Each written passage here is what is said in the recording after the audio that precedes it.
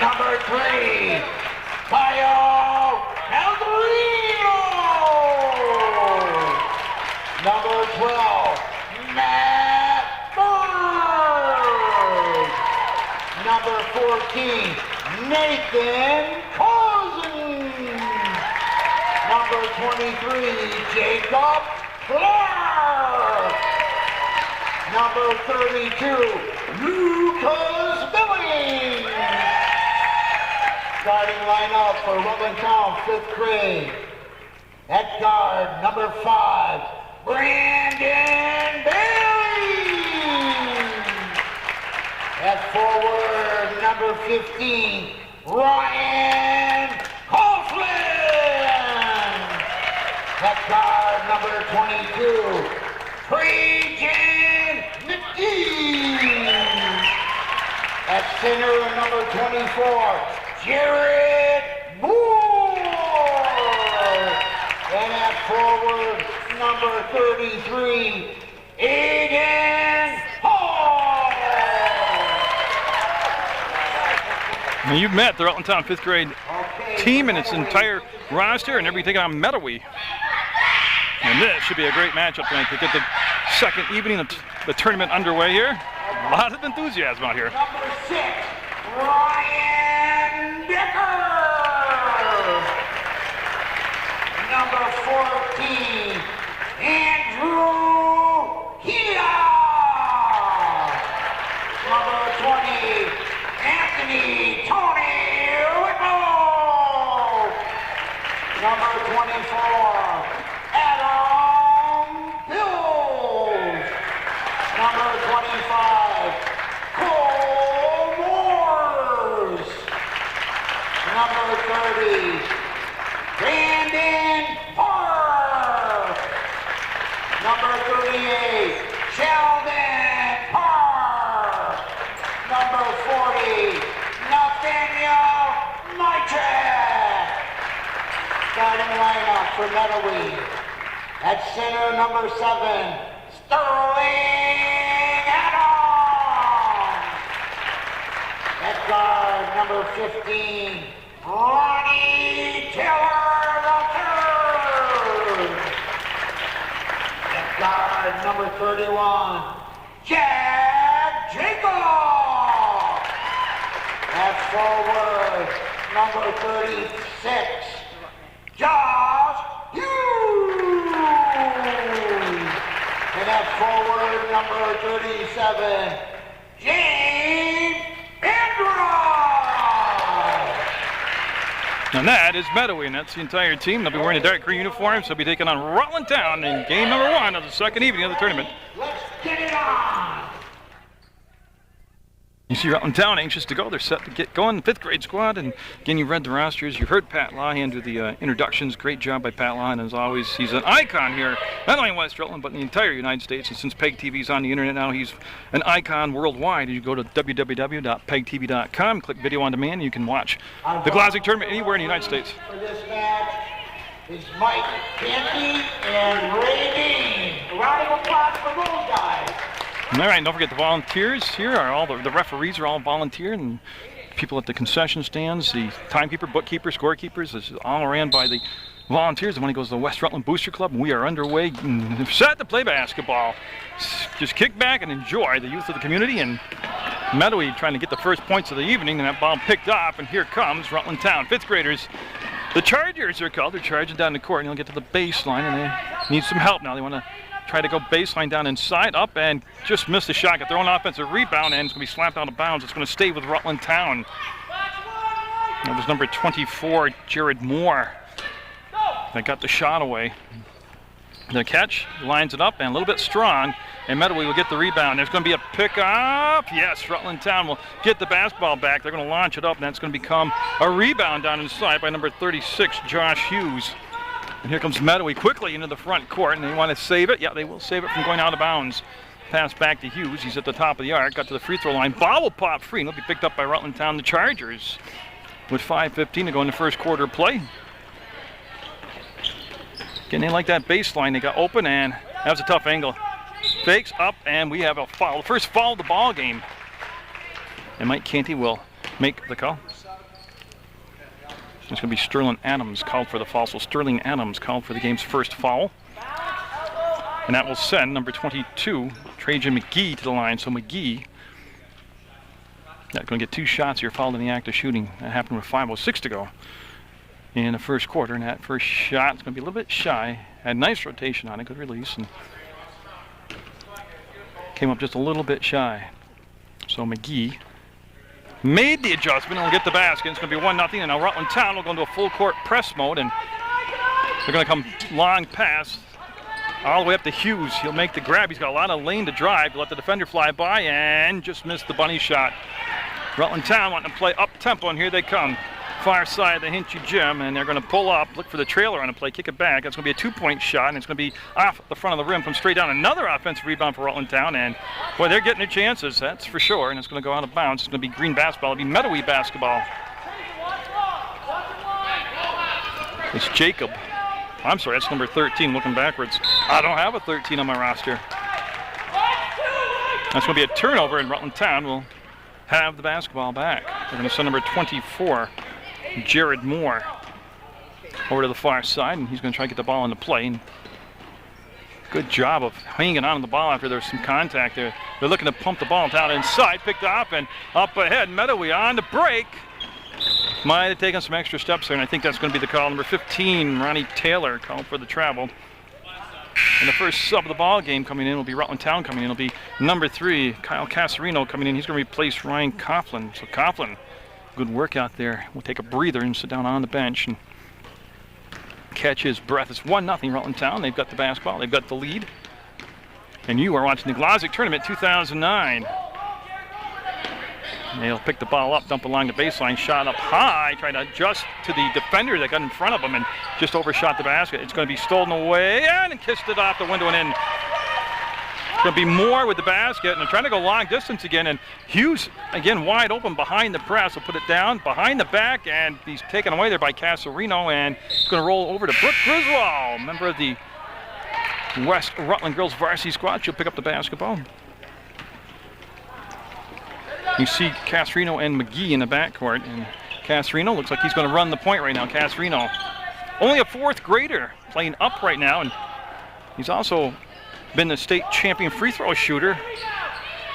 He'll get the rebound, put it up, and just missed getting the, but I know he was excited last year watching his brother play, and there's the bucket down inside by Moore. And Mettawee going to take a timeout. No, 30-second timeout. Now I'll try to get the whole roster in 30 seconds. See if they'll settle down right there. Yep.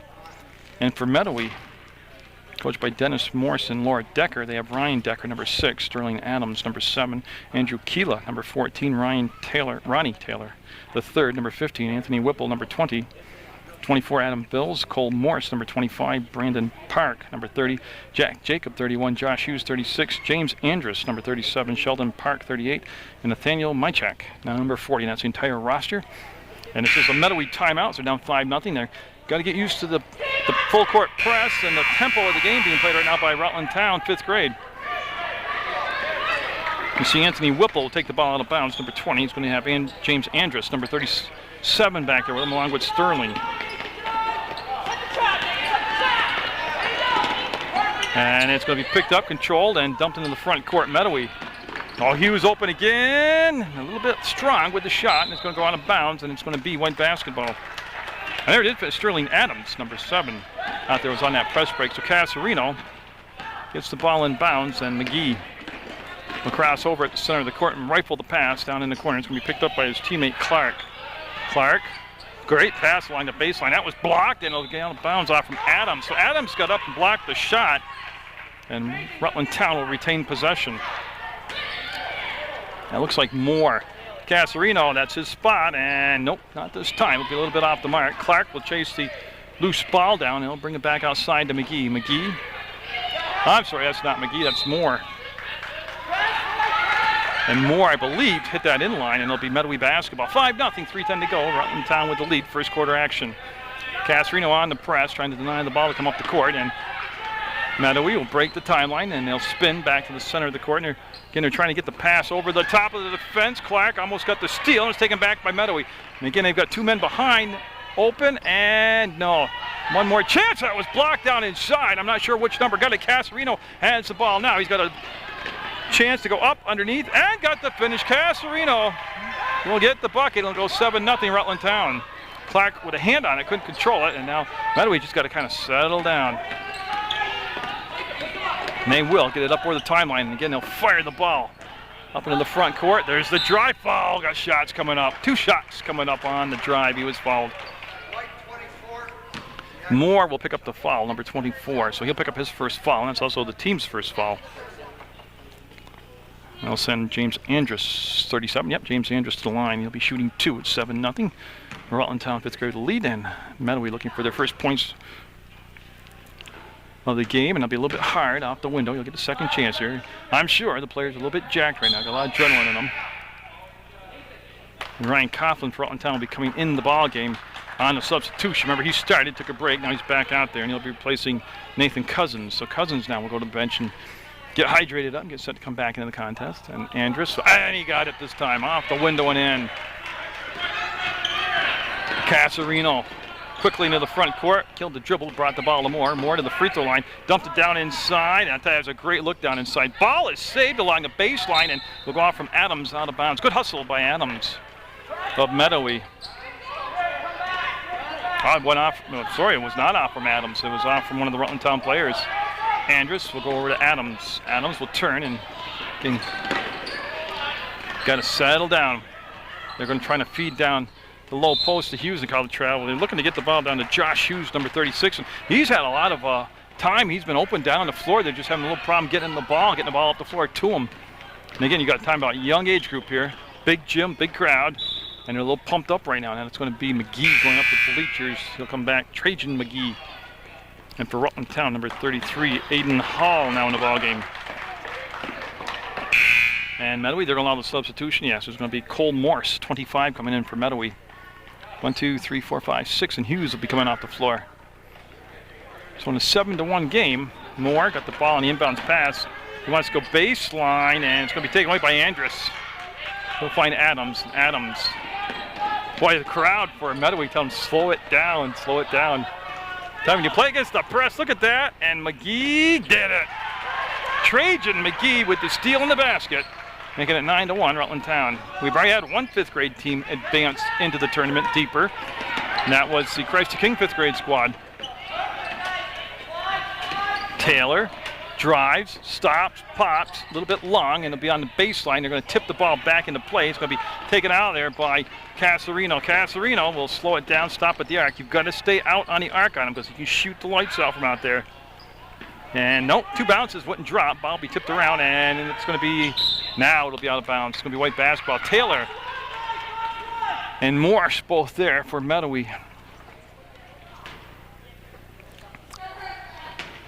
So they're going to set up the box formation and look to get the ball into play. And McGee fires, and no. Weak side rebound, put back up, and a little bit strong. And the putback, too many chances that time. The first shot generated from Coughlin. And then they got another offensive rebound, and Rutland Town put it up and in, making it 11-1. Taylor came back, made a nice scoop on the low pass. Taylor quickly into the front court, and Andrus will make the catch along the baseline. He'll muscle his way in against McGee. They'll kick it back to the elbow, and that's a 3 ball, just a little bit short. It was on line. You can see it was marked up in line. 37 seconds left in what's been a blitz of a first quarter. It has been full throttle. Up ahead to Andrus. On the floor, and no. Tipped around. Ball will kick to the corner. Goes out of play, and it's going to be white basketball. Amanda Hart of the West Rutland girls basketball team with the play over there. 26 seconds to go in what's been an electrifying first quarter. Casarino stops and got fouled. Yeah, they were right. A hand check foul. And a push called by Mike Canty. The ball will go out of bounds, and still plenty of time. 18.2 seconds to go in the first quarter. And Casarino fired the ball into Moore, and that was a fastball. Moore. Now put it up, and oh, almost dropped in. Adams with 9 seconds, 8 seconds, and Taylor now with the basketball. He'll go up ahead to Andrus. He's got plenty of time. Pump fake up, and no, I don't know how it didn't go in. That's going to be the buzzer, and woo, What a first quarter of play, 11-1. Rutland Town 5th grade with the lead over Mettawee from the Glodzik tournament, the 50th anniversary of the youth basketball tournament here at the Hinchy Gym. Get the second quarter underway, and Mettawee got to settle down a little bit. They do. They're going to set up, they're going to set up a stack play, get the ball into McGee, and I'll tell you, it's hard to tell the group of 5th and 6th graders to settle down. Look at McGee take it right to the hole, missed the shot, get his own rebound back, great hustle, dumps the ball back inside. We've got a new number out there, I'll catch a hold of that. And for Rutland Town, that was number 12 that took the shot, Matt Bird. So Bird in the ball game generated a good chance from down low, and they'll set that press up. That's going to be number 5 also in the ball game, Brandon Bailey. Bailey number 5 for Rutland Town in white. Taylor with the grab. Taylor will come around more. And he needs some help, or he can call for the travel. Got called for the travel, and the ball will go out of bounds. So we'll have side out to Brandon Bailey and Trajan McGee in the backcourt. Just underway in the second quarter. It was a Rutland Town first quarter. I'll tell you, they set the tempo, and that's what the game had to be played at. And a rebound will be saved by, nope, I thought he had it, but Bird just stepped out of bounds. And great effort.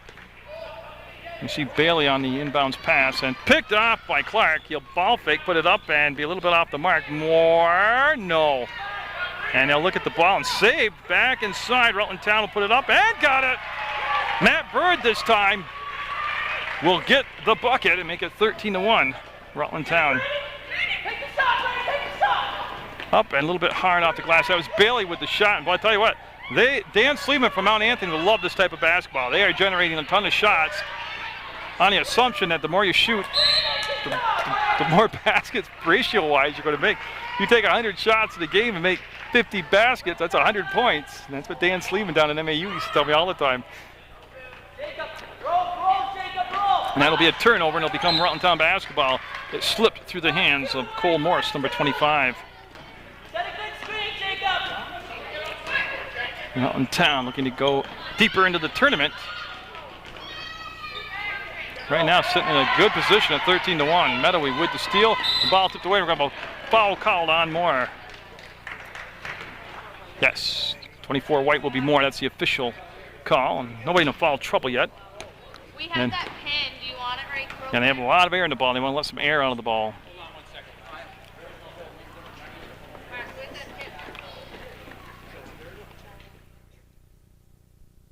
In between the quarters about how much air was in the ball, and they bounced it, and my God, it went like 10 feet in the air, and they've let some air out of the basketball now, and it's probably going to be a little easier to dribble and shoot. So now that turnover will have Rutland Town with the basketball. They've got that 13-1 lead. 4:41 to go in the second quarter, and Brandon Bailey with a spin move, a full 360, and Mettawee with the turnover. And they got to change some of these into points now. They'll pump fake up off the window, a little strong, and coming back is Clark, number 23. He was coming full throttle and ended up crashing and burning out of the inline, out of play. Taylor with the catch, trying to find an open spot on the floor. Finds the free throw line open, puts it up. No good. Rebound will come down to Clark. He's going to dribble to an open spot, and yeah, he got tripped up, and we'll have a foul called. It'll be Cole Morse, number 25, called for the foul. And we got a new number out there for Rutland Town. That is Lucas Billings, number 32. So Billings, 32 in the ball game for Rutland Town. And Casarino. See how well he handles the ball, puts the shot up, front rimmed it. Ball's going to come back and be controlled by Mettawee. Now they got to get out of that trap, and they're looking for Taylor. And there's the ball stolen away by Rutland Town. Blocked down inside by Taylor. Clark took the shot. Taylor with the block. Here comes Taylor on the break. Let's Casarino go flying by him, and Taylor can't drop it. He'll get another chance. He'll fake, fade, fire. No. Tipped around, comes down to Bailey. Bailey looking to break out of the pack. Taylor back, and Bailey trying that 360 move again. Will pick up the basketball and swing it across to Clark, and there's the pickoff. Mettawee, and this is a wide open game. That's going to be a foul coming up. Clark and Bailey both there. And it'll be Clark assess the foul, and 2 shots coming up for Mettawee. And they're going to send Jacob to the line. Actually, I'm looking at the wrong number. I don't have a 13. I'll work on that. Got it. Wow, that was a beautiful shot. I'll twine.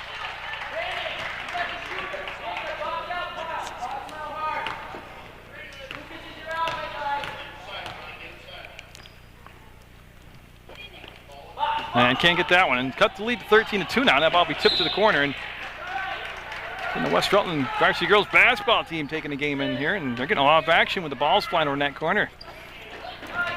And I believe it's going to be off from Clark. It should stay Mettawee basketball. As Andrus, number 37, back in the basketball game in green for Mettawee. Along with Adams, number 7. They were both starters, and they've been sitting down catching their breath. It's been a tremendous pace to the ball game. Andrus open and got it. Oh, I'll tell you, sometimes you can start off really cold shooting. You got used to the full court and the big gym and the crowd, and then you can kind of settle down, and I think they're going to call it travel. Yep. Brandon Bailey with a travel will turn the basketball over. It's going to be side out, and it's going to be number 20, Anthony Whipple, taking the ball out of bounds for Mettawee.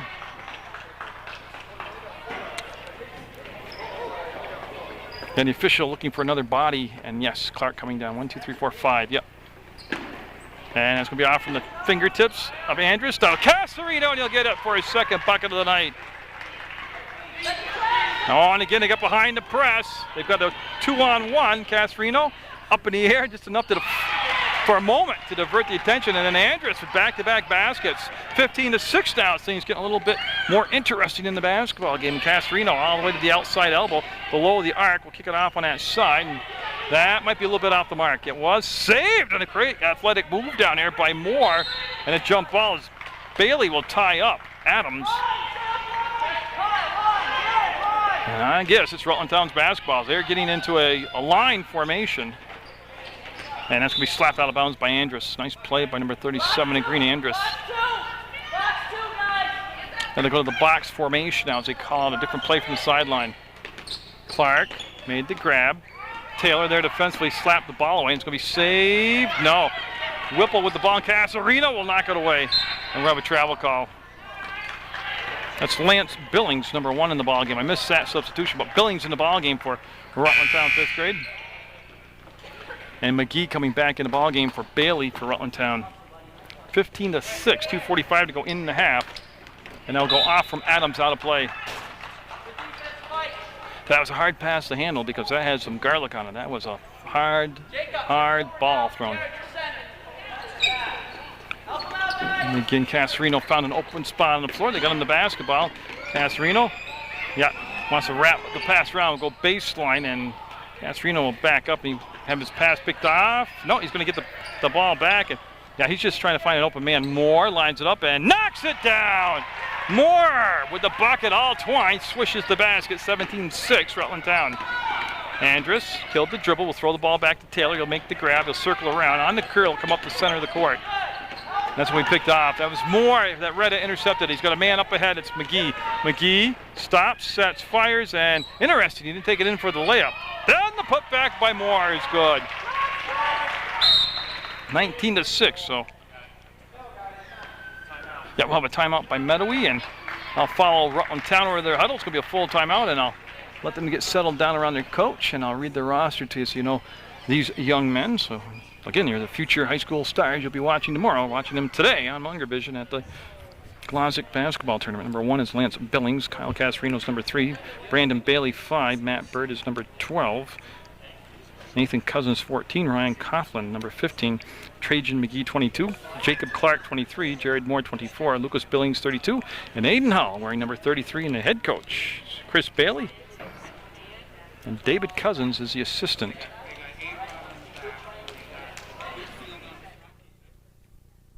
In timeout Mettawee has used here in the first half of playing. Casarino almost came up with the steal as he went just like a superhero through the air. I thought so, yeah, went off from Casarino and then off from Mettawee player out of bounds. So Casarino with a tremendous play there. Get the ball into McGee and he'll drive past Taylor. Adams comes up, cuts him off from the baseline. He's looking to kick the ball back outside. And we'll get it to Casarino. Sets, fires, and can't deliver. Ball tipped around. It's put back up by Rutland Town, and they'll get it. That was McGee with the bucket. 21-6 now. So right when it seemed like Mettawee was picking up a little momentum, Rutland Town responds with a big run of their own. Picked back up by Whipple. He'll go down inside, and that clean catch. You get the shot away. That little bit of time right there gave Rutland Town a chance to get back in defensive position. Casarino still got the basketball. I think he traveled, yeah. Carried it or traveled. They're going to call it travel. I tell you, he had one direction he was going, man, and that was to the hole. And that's a blast at this age, just to watch. It's like a herd of buffalo. You can hear all the hoofs coming as they trample down the floor. It's 10 people in a ball, and they're all going to one place, the basket. Oh, great pass, great weight, and no. McGee with the basket on the rebound, with the basketball on the rebound, will bring the ball down the far side. The Hinchy Jim with 1:13 to go in the half, and I'll tell you what, good hands by Moore. Adams took away the baseline. That's going to be up, and got it.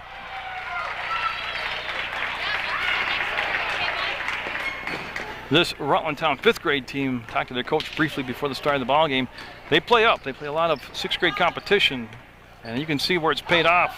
They're a good-looking unit out there, and that's going to be up. And no, Taylor took the shot and just couldn't make it happen. That's going to be Cousins with the basketball, number 14. He gives it off to McGee. McGee into the front court. McGee will stop, 8-footer off the glass, no good. Rebound fought for it, comes down. Moore has it, goes up, and tell you what, Moore was in a lot of green jerseys. He came up with that basketball. And Casarino looking for the tie-up, and Cousins with the basketball will kick it off, and I think they're going to call it travel. Wave the basket off as a travel called prior to the shot. And coming in for Rutland Town will be number 15, Ryan Coughlin. And I saw a new number going out there for Mettawee, Andrew Keela. So Keela, number 14 out there for Mettawee.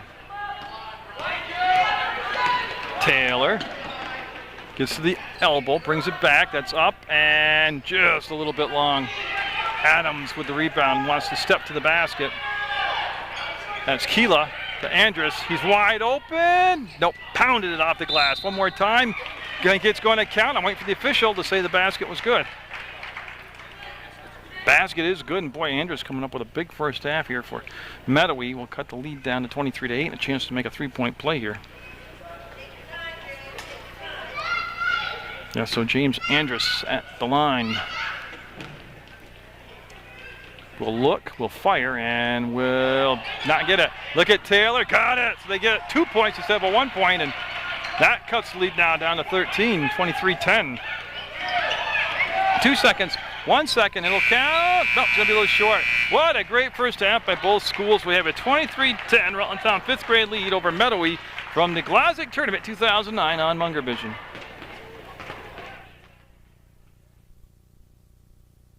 To me by Ashley Shears running the clock. I kept telling you I didn't have a number 13, but then I'd lose it out there, and I'd see number 31, then I'd see 13. Right there, see that young man? He's got 31 on the front of his jersey and 13 on the back. So I am losing my faculties, and I'm getting old, but boy, that makes it hard to call a game when you're wearing 2 different numbers on the same jersey.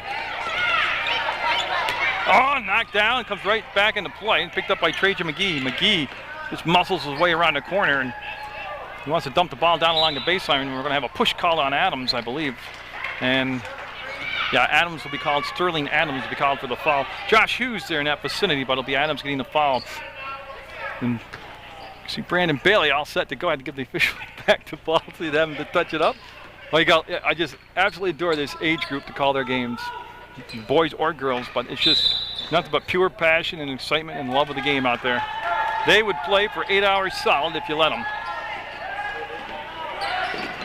Andrus had a big first half for Mettawee. Will come back, get the pass. We'll give it off to Taylor. Taylor swoops it on the basket and put the brakes on. Tell you what, up and in. That was Adams who got the offensive rebound and the putback for Mettawee. And Mettawee's going to employ the press now, trying to get some momentum themselves, pick up the intensity. A foul called on Taylor. And Taylor called for the foul.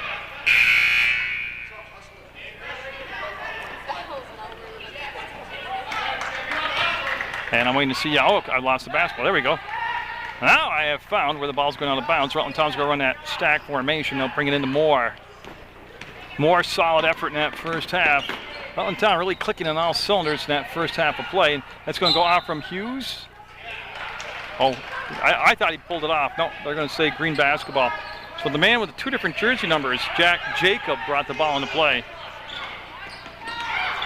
Boy, look at Taylor, find an open spot, and no. Hughes puts it back up, sat on the rim, wouldn't drop. Battle for the basketball, comes out Clark around the corner. Clark will push it forward by flying through the air. And a foul called. As Trajan McGee called for the foul, and I believe that's his first personal foul. And Casarino, Kyle Casarino, number 3 coming in the ball game. He'll replace Cousins. This is a Rutland Town change. See 4:51 to go in third quarter play. 23-12 Rutland Town. McGee just missed getting the steal. Travel call. He was anxious to get the ball up to Andrus. And it was open. Then Casarino, as they call out the press break, handed the basketball, and he's going to go off from Adams' fingertips. Great effort by Sterling Adams. And I'm waiting to see Casarino will take the ball back out of bounds. Yes. As he looks. They start the 5 count, and he'll get it into McGee. Came all the way across the court. That's a 3 ball. And that's going to miss. Put back up, and that's a little strong. I'm not sure. Oh, 33 took the shot out there. Aiden Hall got the offensive rebound and missed the putback, and they said it hit the black support post that holds up the backboard, and that's why it's considered out of play. Jacob into the front court, picked up by Andrus. Andrus sealed off, didn't like that shot, trying to go back to Adams to make the grab. Adams on the curl. Adams weaves through the free throw line, and he'll lose his footing. Comes to Andrus, and jump ball called. I can't see the number. It's going to be Clark, number 23, who tied up Andrus. And that was quite a battle for the basketball. See the stack formation being ran by Mettawee. Andrus with the grab, penetration, put it up and blocked by McGee. Got the hand on the ball and blocked the basketball. Clark has his pass tipped, but he'll still make it to McGee. Great action here at the Glodzik Tournament 2009. There's the ball, the baseline, the shot forced up, and got it! Oh, Moore, I didn't think it had a chance, but he gets it on a tough angle, falling backwards, and it makes it 25-12, and a travel call on Taylor. So he had a good head start, but it'll be a travel call, and the ball will come back into the front court and be out of play, and Moore will take it out, number 24. Casarino pops open. Yeah, they got to get on Casarino seriously on that perimeter because he can burn you out there. That's going to be the penetration, the drive, the shot, no good. The rebound will come down to Jacobs. Clark went flying out of bounds. Casarino will tie up the basketball, and it should be white basketball.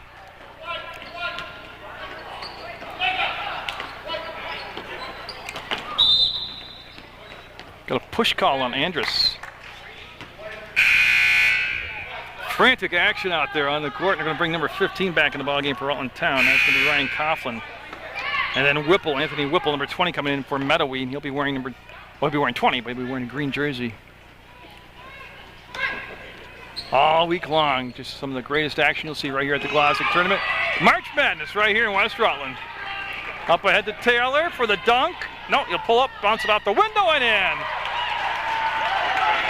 They've cut the lead now to 11, 25-14. And the press being effective in generating some easier chances offensively for Mettawee.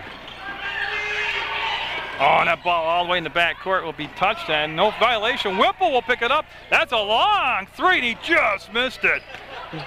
Whipple just whipped it up there. Oh, would that have been a momentum builder, man? Oh, great pass, great catch, and no. That's Adams with the basketball. Got the defensive rebound, killed the dribble, and traveled. Yeah, he was trying to get the ball up to Taylor and took an extra step as he lost his balance, went forward. And we're going to have a Rutland Town timeout with 3:02 to go in the third quarter. And Mettawee picking up some momentum, got the lead down to 25-14. And so, to my knowledge, that's the first timeout taken in the second half by Rutland Town. And McGee to Casarino. See him just step away from the pressure by Hughes. They'll go baseline, beautiful. I bet that was what's drawn up on the dry erase board during that timeout. And there's going to be a foul. It should be 2 shots coming up. I believe it's Moore, number 24, going to the line. It'll be Jared Moore. Yeah, you can watch the Glodzik Tournament from start to finish by just going to the website, www.PEGTV.com. Click Video on Demand and click on the Glodzik games and watch them right there on the internet, anywhere in the United States or in the world or in the universe or wherever you go. As Moore's first shot will be nothing but twine. Beautiful form. He coiled, released, followed through. Good extension.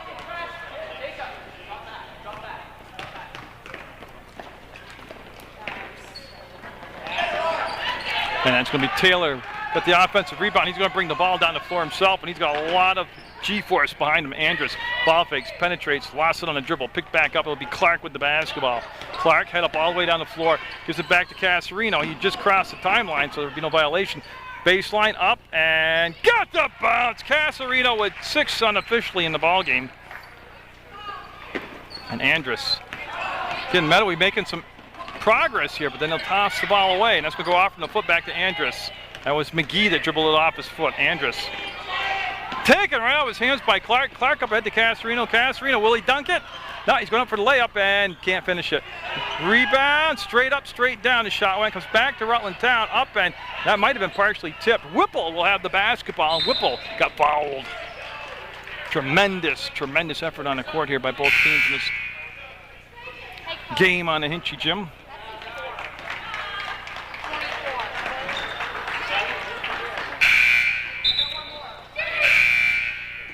And they're going to bring Jack Jacob, number 31, back in the ball game. Even though his jersey says 13 on one side, he's got 31 on the other. And Andrus with the grab. And for Rutland Town, Aiden Hall came in the ball game, and they got it. And that press, like I said, starting to whittle away here.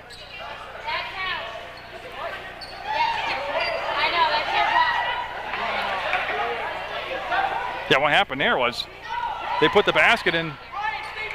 No, they put they put the basket in the wrong hoop. The basketball in the wrong hoop. That will go on the scoreboard, and it's 30-14. Rutland Town after Mettawee made the steal and put the ball up in the wrong basket. Casarino going to get the foul called. And I believe that's Kyle's first foul. Oh, Andy and Kyle Casarino, a couple of names to remember when you're tuning in to watch high school ball in the future. They are future high school ball players, no doubt about that. Whipple gets it back to Jacobs and needs some help now as he killed the dribble. He'll find Adams. Adams lets the defender go by, puts it up, and just missed it. There's Hughes. No. Tell you, strong step to the basket by Hughes. Number 36 in green, just didn't get the finish. McGee in the ballgame for Casarino. That's a Rutland Town change. A minute 33 to go in the third quarter. McGee wanted to wrap the pass around, and Hughes with the big takeaway defensively. Great stop. And then he'll pass, will be picked off. No. One more time. Got it. Bailey with the basket. Brandon Bailey makes the second shot count, puts it up and in. 32-14 lead now, ballooning up to 18. And that's going to be last touch by Mettawee, out of play to Rutland Town. And Brandon Bailey handed the basketball. We'll get the ball into Cousins. Cousins swings the pass. This is a complete 5th grade Rutland Town squad you're watching. And everybody did a beautiful job breaking the press right there as the non-starters worked that ball beautifully down the floor. It's going to be a travel call on Mettawee. I love to watch up-tempo basketball. I appreciate half-court deliberate offenses. I do, really. But, man, look at that. Nope. Weak side rebound. Nope. Hughes will get it. He'll outlet the ball. That's going to be picked off by McGee.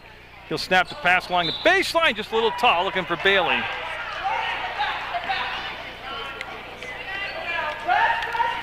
Tell you, the game has been played at the pace that Rutland Town wanted the game to be played at, and that's helped create a lot of these turnovers. They'll look. Andrus will make the scoop. Baseline up and no finish. 24 seconds to go, and it's going to be a foul called on Hughes.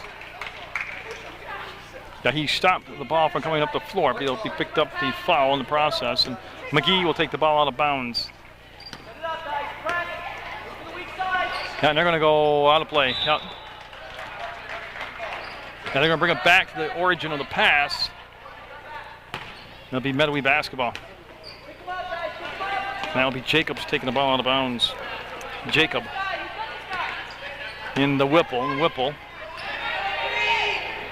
2-point shot off the front of the rim, and here comes the break. A 2-on-1 the other way. McGee's going to get up and finish it. 8 seconds, 7 seconds, 6. I don't know if they'll be able to get the shot off. Whipple, as they came up to challenge the shot. Well, it'll count. Nope. A little bit late. They got the ball down the floor, but it's a 20-point lead for Rutland Town 5th grade over Mettawee, 34-14 from the Glodzik tournament on Munger Vision. Mettawee needing a big start here to the final 6 minutes. You know the ball game. Rutland Town just 1 quarter away from moving into the next bracket. March Madness right here at the Hinchy Gym in West Rutland, Vermont, USA on Munger Vision. Casarino with the steal, and Casarino's going to take it all the way home and get the finish. Casarino with his 8th point unofficially in the basketball game. Yeah, and they're going to call a timeout before that play, so Mettawee need to put together a press break. We'll call timeout with 5:46 to go in the basketball game. Okay, so now they have the right alignment in the back court. They have the right number of people so they can break the press release, get the ball in bounds, and Whipple dribble right into a double team, and I'll be tied up, number 12 out there for Rutland Town, Matt Bird.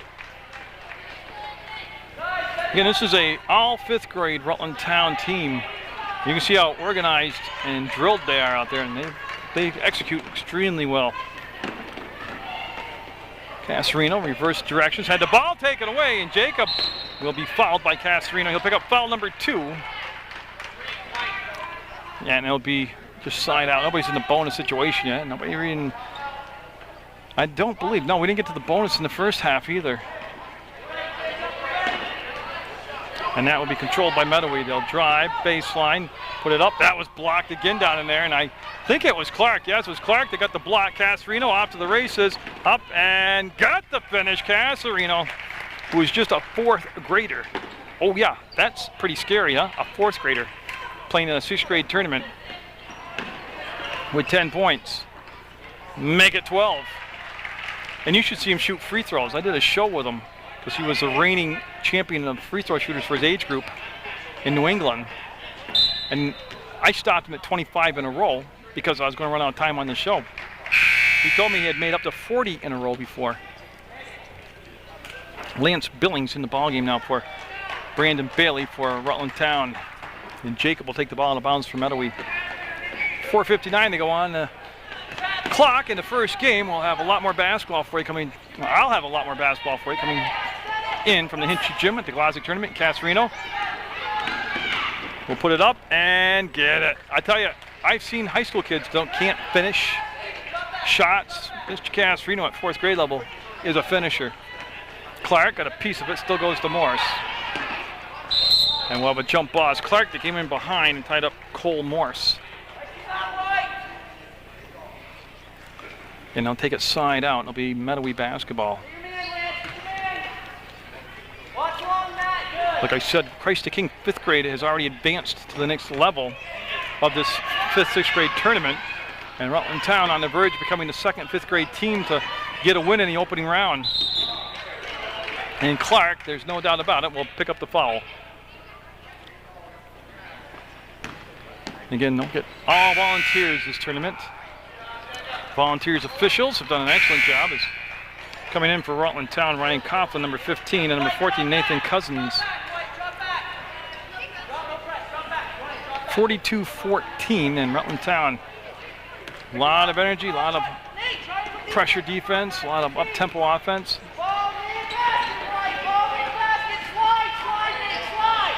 That shot up and be recovered on the rebound by Cousins. He'll give the ball up to Coughlin and now to Casarino. Casarino showing you the moves out there. Gets it up to Billings, just missed the shot. Put up, and that will be out of play. That hit the black bar, the support. The shot put up by number 14, Nathan Cousins.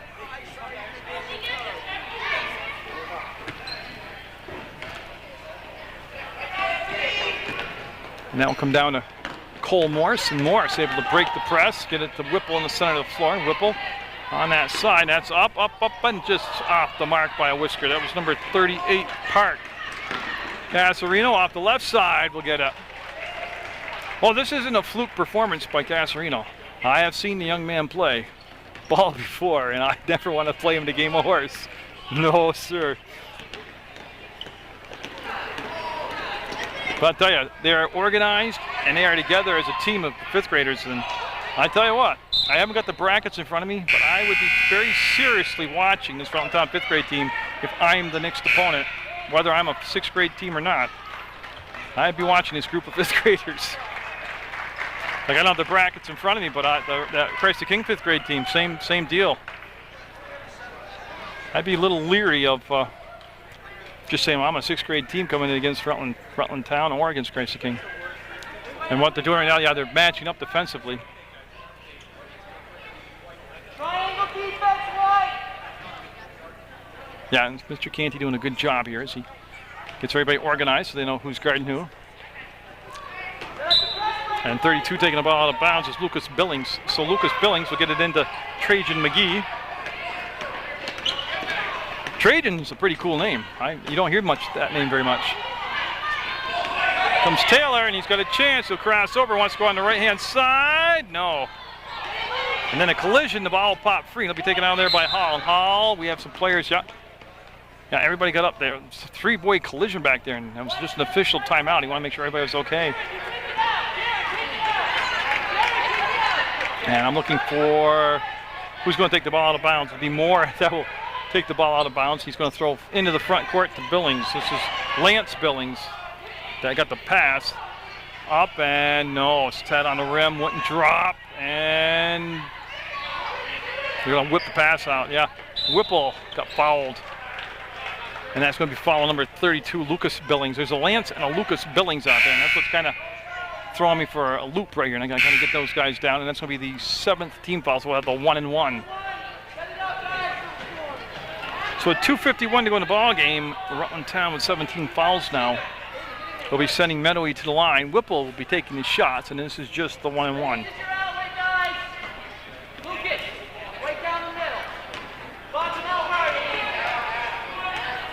And Whipple.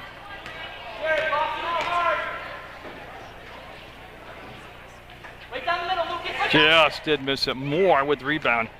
Tell you, not that I'm counting points, but to see 44 points on the board by a 5th grade team, that's pretty eye-opening. As Moore, yeah, it's going to be Mettawee basketball. Who made the nice play out there? It's Cole Morris, 25, did the good job defensively out there for Mettawee.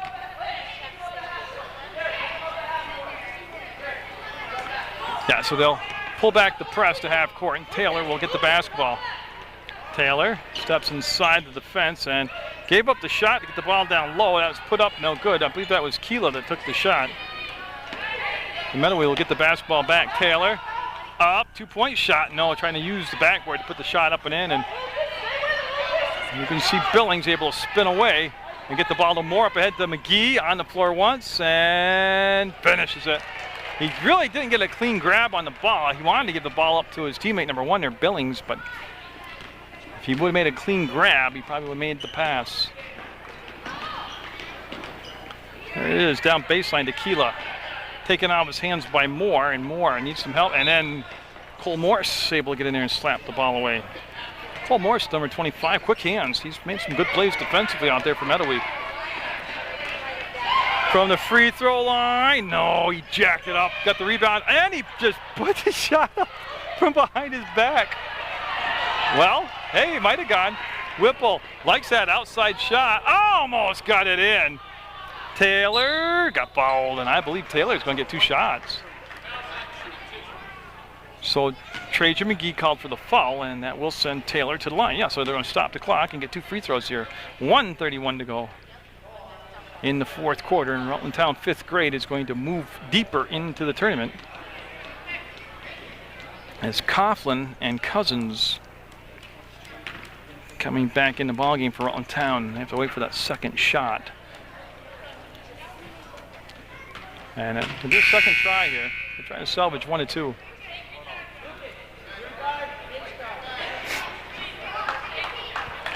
And so McGee and Moore come out to a nice round of applause. Don't forget the conclusion of the ball game. The Glodzik family will come out and they will choose the player of the game off both sides. And Coughlin had it, lost it, and I believe it went off from number 24 out there, Adam Bills of Mettawee. They get the ball on the side. Cousins has his pass tipped. It's picked off. Whipple will dump it down to Taylor. He'll put it up, and nope. Weak side rebound. Cole Morris wants to step inside the defenders. He will.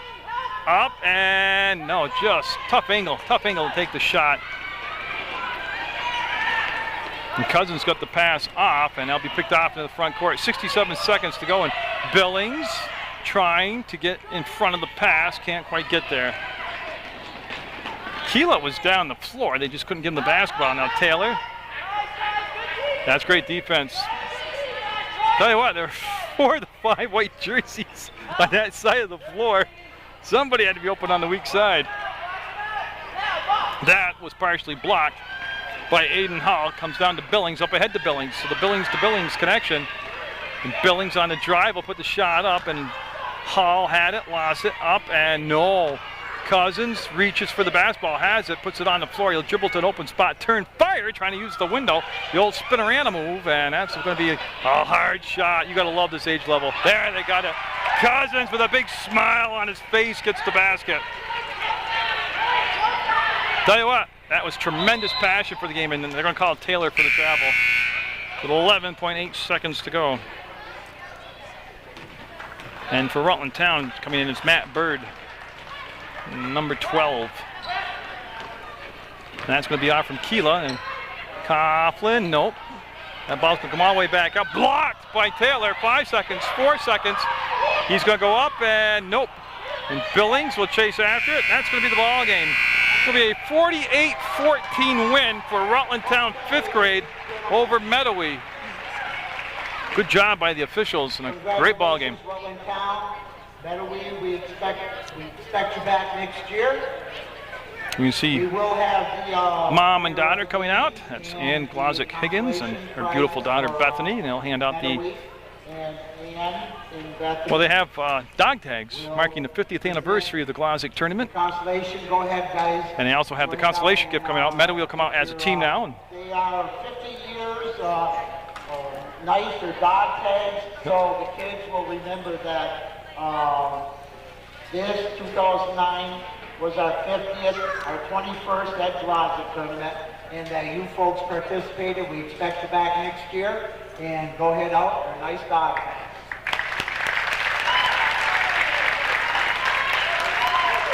so the first game of the evening in the books. This tournament trying to shape up. There's a lot of the Proctor 6th grade, the Christ King 6th grade, some of the heavyweights, the Dorset team from 6th grade. Those are some of the 6th grade teams that are bouncing around as Final Four possibilities. But I think for another, for that 4th bracket, I'm looking at Christ King 5th grade, Rutland Town 5th grade. I think it could be the year of the underclassmen at the Glodzik. And we have had a 5th grade team make it to the semifinals. That was Christ King a couple years ago. And now we'll have the players of the game. Okay. It's first for Mettawee. Player of the game for Mettawee. Forward number 37, James Andrews. James Andrews will be the player of the game for Mettawee. And boy, he played a great game. Good effort by Andrews. And congratulations to Rutland Town. They will be moving on. And the player of the game, center number 24, Jared. And Jared Moore. I mean, it was a hard choice. It could have been the whole team, but Moore will be the player of the game, and a great effort. So again, Rutland Town 5th grade moving on deeper into the tournament, and after the fade, I'll have folks, the next game for you. We'll be starting in about 3 minutes. Hang with us. Getting set here to read the introductions, but we're going to have Shrewsbury taking on Barstow. And this is the 21st Ed Glodzik tournament, but it's the 50th year for this basketball tournament. 21 years ago, they changed it in honor, in the memory of Ed Glodzik. So 50th year for this youth basketball tournament. So Barstow and Shrewsbury getting set to try to move on deeper into the tournament. We'll get the introductions from Mr. Lahan. Again, the referees for this evening's match will be Mike Canny, Ray Dean, and they are all volunteers. So how about a round of applause? They're all volunteers here from the refs right on through, and they did a great job in the last ball game. Okay, I did want to mention that we were here all day yesterday. It's tonight, Tuesday, Wednesday, the final 4 is Thursday and Friday with the championship game. Of course, I'll have all the games for you. He's talking about the Consolation Championship game. I'll have those for you.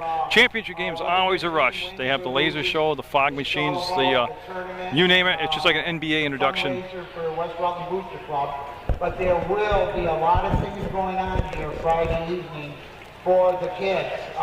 So make sure you bring them. Yeah, so make sure you tape that time frame on PEGTV, whether on the internet, on PEGTV.com, click video on demand, or watch it on channel 15 right on the old TV. Very, very good basketball. So make sure you put it on your schedule to be here all week, actually. And well, Pat, quite the salesman, I'll tell you that.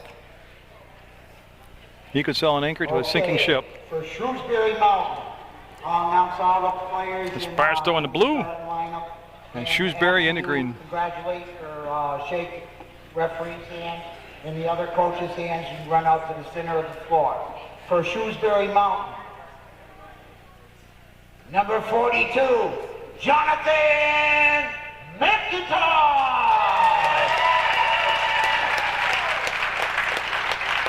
Number 41, Chris Brown. Starting lineup for Shrewsbury Mountain.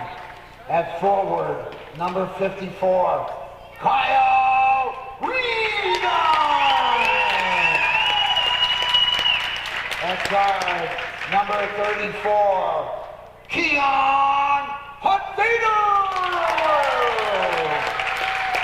At guard, number 33, Cole Baker. At guard, number 21, Quinn Kimball. And at center, number 10, Ben Upton.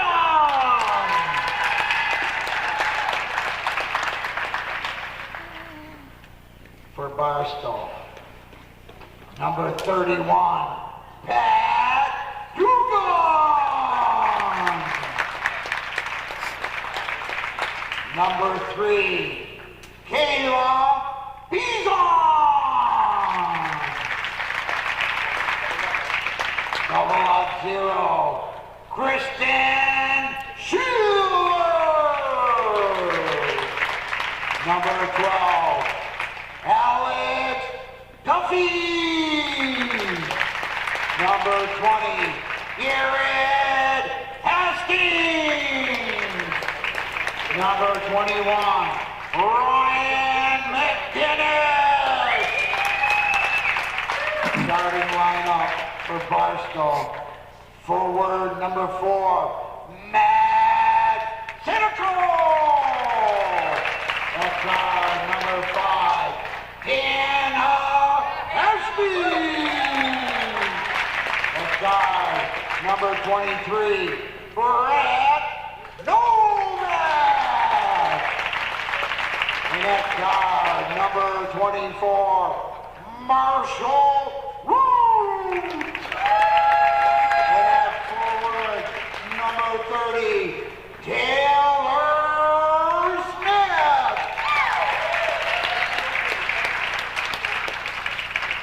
That's a lot of people on the roster for Barstow.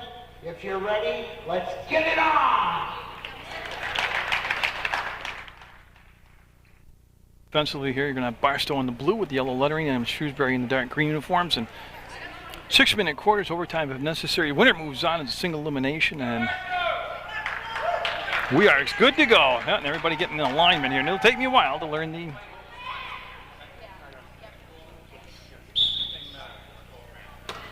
names on the numbers here, and I'll get with it as we get going. Shrewsbury will have the basketball, and they'll have the first offensive touch. They'll swing the ball over, get to the free throw line, and stop and spin the ball back outside. Nice job to get past the first defender. Now be put up, and the first shot of the game will be a miss. It'll be an offensive rebound, and then the takeaway by Barstow, and they're looking to give the ball up on the trail, and they do that, and that's a tough shot right there.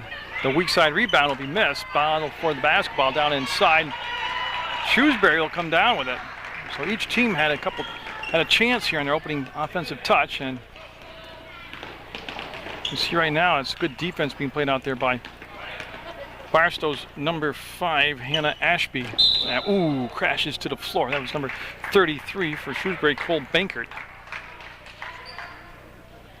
And it'll be Shrewsbury basketball. They'll run that stack formation just 45 seconds into the first quarter. And again, a great inbounds play, but they didn't get the finish. And this will be off from the foot of Ashby by her teammate, number 4, Matt Senecal. So Senecal dribbles it off from Ashby out of bounds, and it'll become Shrewsbury basketball.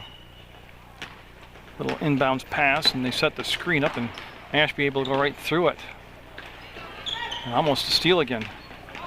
A ball fake, slide along the baseline, and he didn't travel. I'll tell you what, he did a great job. And there's going to be a foul called on Ashby. And Ashby will pick up the blocking foul.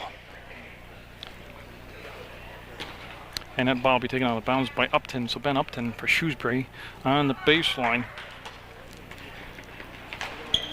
Looking and finding and getting to his teammate. And from the free throw line, again, they pass up the shot. And I'll get it to Bankert. Bankert up and no. All good looking shot. Just didn't drop. Senecal with the rebound. Senecal will give the ball off to Ashby. She'll turn and there's Bankert right in her face playing full court defense. And yeah, got the hand check going. Got the push call and 33 called. And yeah, they're going to have Barstow with the basketball. That's Novak, and his pass picked off, and travel called. Yeah, number 21 out there, Quinn Kimball. He wanted to get rid of that basketball like it was a hot potato, and he did. We're gonna bring Kimball back again. Oh, I'm sorry, that's Novak, and that's violation. He's over the line. Yeah, so Novak with the basketball. His bounce pass will find a teammate. Yeah, Ashby will pick it up, and it took a long route, but it got in her hands, and she killed the dribble at the elbow, and she'll just bring the pass back, and that's going to go to Taylor Smith. And Smith had it, lost it, got it back, put the shot up, and it'll be short, and it'll be out of bounds. And he's saying tipped basketball, that's why it came up short. And so on the tip, it'll become Barstow basketball. Senecal will step on the baseline. He'll take it out of bounds with 4:24 to go in the first quarter to Ashby. And again, nice job by Bankert to take away the shot, and then they'll drop down and help out and get the steal. Bankert taking it to the bank all the way up and got it. 2 points. Shrewsbury will take the lead 2-0. And that came on a defensive turnover. And then the finish by Bankert. And Ashby wants to dump the ball down inside, and that option taken away, and she'll bring it back to Senecal. And Senecal on the wheel to the hole, lost the handle on the ball. He'll still put the shot up from the baseline. It'll be long and strong, and it's going to not be safe. Good effort by Shrewsbury's number 34, Kian Hutt-Vader, as they'll go out of bounds. And substitution coming in for Barstow will be Alex Duffy. She'll be wearing number 12. And they're going to have Novak. Yeah, he'll step out of bounds. Brett Novak, and what they had was a substitution. They needed to bring a body out. Yeah. They're trying to play 6-on-5. Oh, she catches that clean. She gets an easy basket, or an easy try for a basket. That was blocked and brought down by Shrewsbury. They'll give it off to Bankert. He'll go up front top. That's Upton with the basketball. Upton killed the dribble. Senecal there. Defensively, they got it off inside. Bankert just too far into the backboard. Hit the bottom of it, and here comes Barstow on the break, and Bankert got back in good transitional defense. And Smith with the basketball. I'm sorry. That's not Smith. She'll dump it down inside, and they'll miss the shot. That was number 12, Alex Duffy. Good feed, and Duffy back defensively, and they'll pass over the top. Shot, and got it. Quinn Kimball, that time, didn't treat it like a hot potato. He made the catch, got the shot in there. It's 4-0 Shrewsbury. And Senecal trying to get a handle on the ball, and Duffy will break the press. She'll bring it in the front court. She'll spin around and give it back, and it'll be taken over by Ashby. See Ashby with the crossover, and Ashby being trailed everywhere on the court by Bankert. Got it off to Duffy, and she'll lob it down to Novak, and he'll save it from going out of bounds. He wanted to step aside the defender and just couldn't make it work, and that's going to be a missed shot by number 30, Smith. Ashby, right in, got the foul. Good job of attacking the basket by Ashby. Hannah Ashby right there, and showing you aggressive basketball, taking it to the hole and getting fouled. Chance to get Barstow on the board from the free throw line. And it should be 2 shots, yeah. Fouled in the act of shooting, and that's just been confirmed by the officials. And, oh, just a little bit off the mark. And I'll go in. And well, we got a ton of substitutions for Shrewsbury. Chris Brown, number 41, and number 42, Jonathan McIntosh.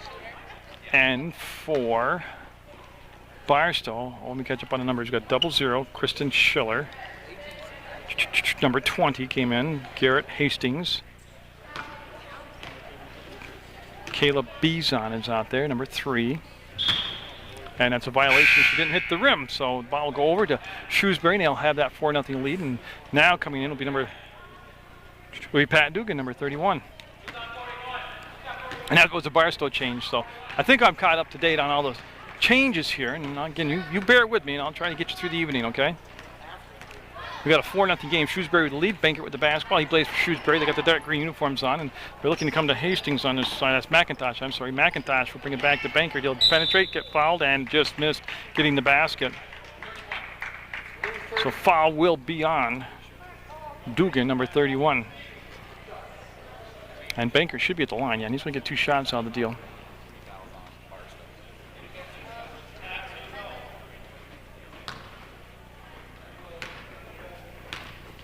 Okay, so he's set, and Bankert will line it up, and got it. Good looking free throw. Nice technique. See if he can go 2 for 2 here as he catches the ball, spins it, gets set. Relaxed, up, and perfect. That's good stuff right there. Nice job by Bankert.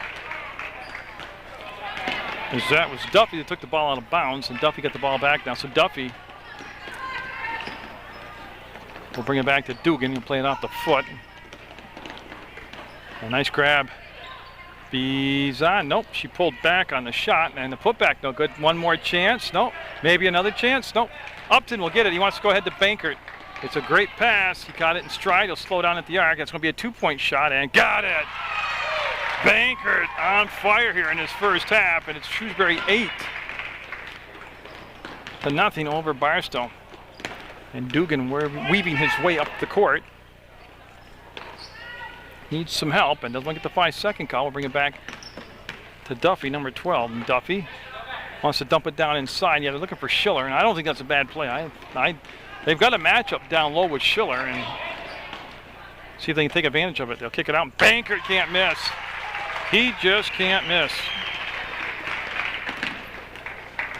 And you see Bankert in the backcourt, and that's going to be played off from his foot and picked up by Duffy and bring him back to Dugan. I know we're getting near St. Patrick's Day, but Dugan and Duffy out there on a hinchy floor.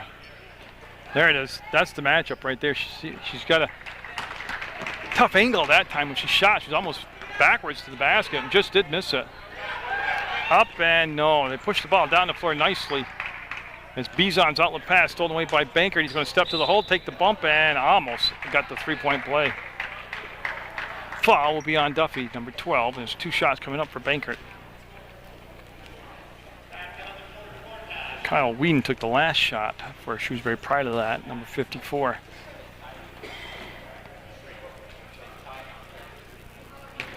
And so Bankert, Cole Bankert, was just 2 for 2 from the line, will be up and makes it 3 for 3 from the line. With just 41 seconds to go in this first quarter, it's 11-0 Shrewsbury. It's a single elimination. The winner moves on deeper into the tournament, and he'll be 4 for 4 from the line. Textbook free throws. And Dugan gets off that sideline, and boy, yeah, he ran into his screen, and the ball will come over to Upton. He'll swing the ball into the front court. McIntosh might have traveled, and he'll make the catch and take the steps, and we'll have a turnover. Duffy gets it into Bizon, and Bizon will break to the elbow, and they'll go to Schiller up, and again she was open and just got to find her offensive rhythm. 20 seconds to go, and Bankert long distance pass. They'll wait, put it up, and no. Tell you what, they got behind that press and just did miss a shot. 12 seconds, 11 seconds, 10.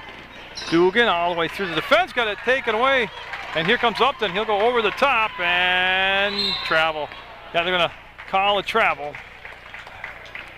And I believe that's Chris Brown. I cannot see his jersey number on the back. Yes, it's Chris Brown called for the travel. Just 3 seconds left. in the first quarter. That will count, and nope, he'll be just shy. And they pitched a shutout as Shrewsbury with a 12-0 lead over Barstow at the 1 quarter play. Offensively getting set here. And I think it's going to be blue ball. Yeah, Novak will take the ball out of bounds. That's what we'll have, blue basketball. Barstow in the blue, down by 12. Got it down to Root. He'll throw it up ahead to Senecal, and they executed the play, just didn't get the finish. They'll get another chance here, and that's going to be Ashby up trying to use the glass, put it in off the angle. And go, just missed it. That's McGinnis, number 21, that just missed the shot. And ball finally picked up by Shrewsbury as they got it down, and Banker puts it up. No. One of his rare misses here as he was red hot in that first quarter. And here comes Ashby on the push. Ashby wants to dump the ball down inside, does, and no. That's going to be picked off by Novak. He made the steal and got a foul called. I think he said number 10. That'll be Upton that called for the ball. There's Marshall Root, number 24. Brings it into Ashby. And Ashby find an open spot on the floor. Wanted to penetrate. Banker cut her off. Brought it back to number 21, Ryan McGinnis. He goes off to Senecal. Senecal and Upton bumping each other, and I believe they're going to get Upton for the foul. Yeah, number 10 will be Upton. He'll pick up his second foul. And so Barstow again looking for their first points. 52 seconds into this second quarter of play. Root tossed it away, trying to go to Senecal, and I believe there was a violation anyways. He had stepped over the baseline and would have been Shrewsbury basketball anyways. And so Bankert, who's got a ton of points here on some tremendous shooting from the field. He's 4 for 4 from the free throw line, but he's been just as impressive out there in the field shooting. And for Shrewsbury, that's up and front rimmed at the shot taking by number 34, Kean. Let me do this one again. This is a tough one. Well, let me see what Senecal does here first. Up, and Senecal will get the first basket for Barstow. Kean Hutt Vader was the name I was trying to say for Barstow. You can see Bankert trying to work off the screen set out there by his teammate. Number 21 who got the ball back, that's Kimball. And Kimball will go to the floor, called for the trap, and we'll have a turnover. So 12-2, Barstow's cut the lead to 10. They've got the basketball back. See if they can take advantage now of this turnover and try to put a little run together themselves. It's Chris Brown, 41, and Jonathan McIntosh, 42, coming to the ball game for Shrewsbury. And Senecal has to go off from his leg. He's able to retrieve it before it goes out of bounds, and he'll just muscle it down the sideline. And then it will be picked up by Upton. So Senecal will get it down to Brown. He'll pass up the shot, go down into Upton. He wants to post up, wasn't there, goes back to McIntosh. He'll be long and strong, and the rebound on the far side taken out there by McGinnis.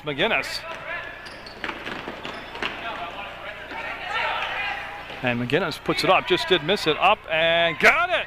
Novak got the rebound up and in, and they're on a 4-0 run now, Barstow is. And Chris Brown all the way in. No, just missed it. Oh, that's Upton flying through the air. Upton up and got it. Offensive rebound by Upton. Puts it in the basket, makes it 14-4. That ends that 4-0 run by Barstow. As Senecal will push the ball up ahead to Ashby. Ashby, good ball handler. Strong to the hole, wraps it around. Novak got it. Great penetration on the dribble by Ashby, and then the kick out to Novak and the basket. 14-6, and things starting to heat up. Remember, yeah, Senecal hand check foul.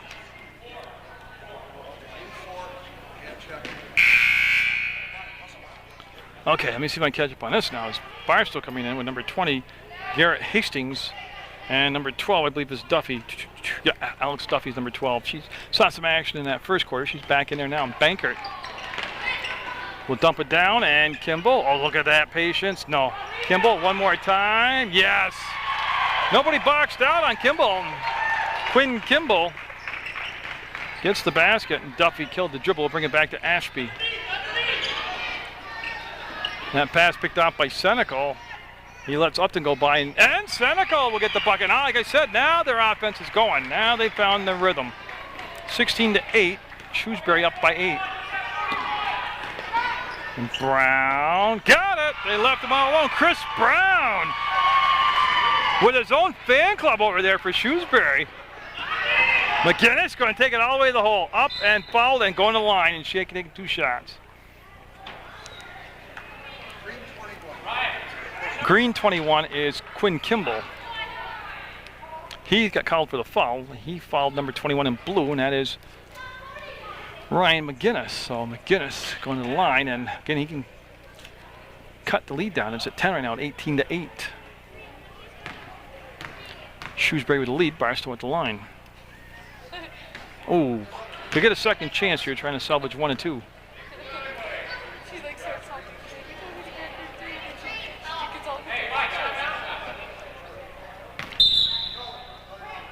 And I think, oh, we had a timeout called by Barstow. So with 2:26 to go, Barstow down 18-8.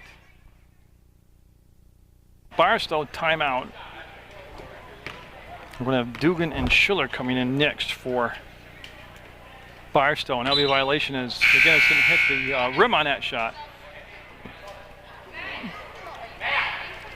Remember, Schiller was a good option when she was in the ballgame earlier to post her up down low, and they're going to put her in the backcourt defensively. And she'll just play loose off from Bankert. Boy, Bankert, he saw the opening, took it. Brown up, and this time he rushed the shot. Upton will get the rebound, and he'll kick it back outside. Bankert lines it up and got it! 3-ball for Bankert! 3-pointer makes it 21-8. That's a big one. And look at that pick by Brown, double dribbled. Yeah, tell you what, that's a great defensive play on the steal by Chris Brown. And now Pat Dugan coming in for Barstow, and Ashby will be coming out. So Ashby's going to get a breather, and Dugan will take her spot out there. Dugan looks and finds McGinnis. McGinnis has some room to work with as the defense backed up. And Brown almost got the steal, and he forced the turn. He forced the travel. Tell you what, Chris Brown is one quick guard out there. Whoa. See what Pat does when he's not PAing? He gets the best seat in the house to kick back and watch the ball game. He has to save up all his energy for all that hollering when he does PA announcing. Bankert, up, Bankert, no. Rebound, Upton. He'll pick it back out, and look at that great passing. Up and no, rush the shot. They get another chance, a little bit strong that time, and it should be blue basketball. And yeah, Dugan agrees with me. He's standing on the inline waiting for the official, Mike Candy, to hand him the basketball. And I'll bring it into McGinnis. McGinnis has had some good moves in the ball game. Right there's one of them. Look at that, look at that. He's found the middle of the paint. There it is, up, and Schiller got it. Yeah, remember she had a couple of shots she missed earlier, and now she's kind of settled down. And again, she's going to be a viable option down inside. Up, and no.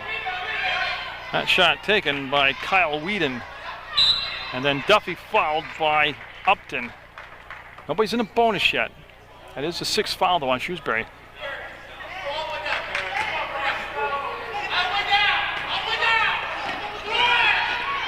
They're going to throw the ball long and deep. It'll be picked off by Bankert.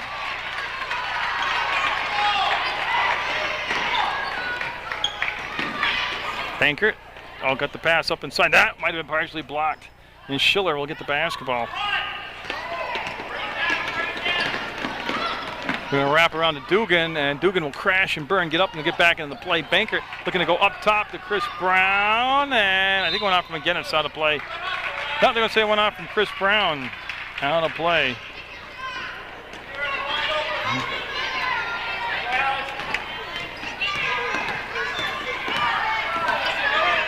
Yeah, and Duffy will pick up the basketball, dump it off to Schiller, up and got it. There she is, 2 for 2 now. Yep. 28 seconds to go in the half. 21-12, lead cut to 9. Bankert being contested by McGinnis. McGinnis came out to challenge it. Doesn't want to get just a wide open shot at the buzzer. Brown from downtown. Bankert up and no. 13 seconds, jump ball call. Number 20 tying up the basketballs. Garrett Hastings for Barstow.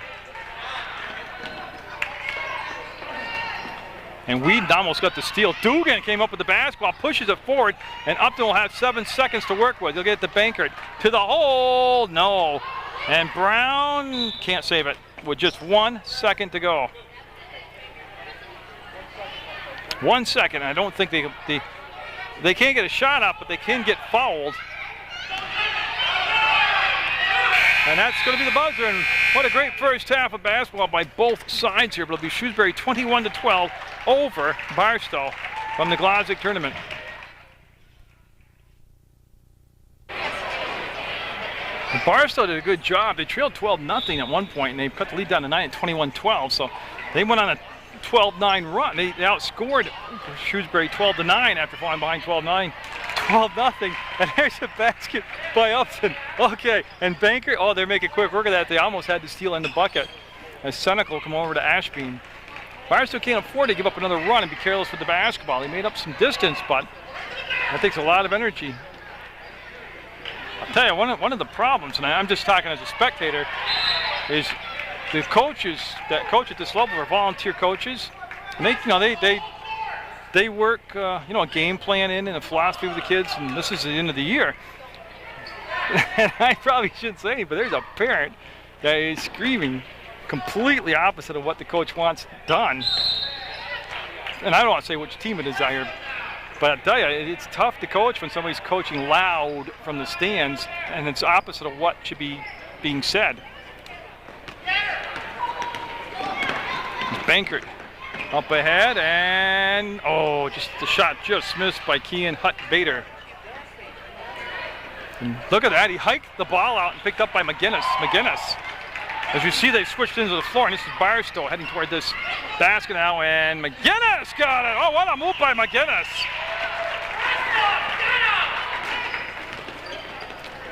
As Senecal picks up the assignment of guarding Cole Bankert, and Bankert will be off the mark.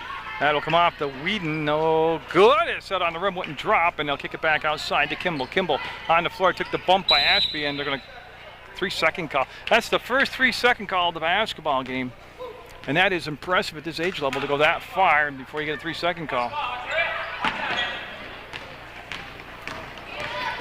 And Ashby and Bankert. That's been an interesting matchup. Ashby's been going, nose to nose out there. Bankert's got a little height on her. That's going to be off from the leg of Taylor Smith and out of play.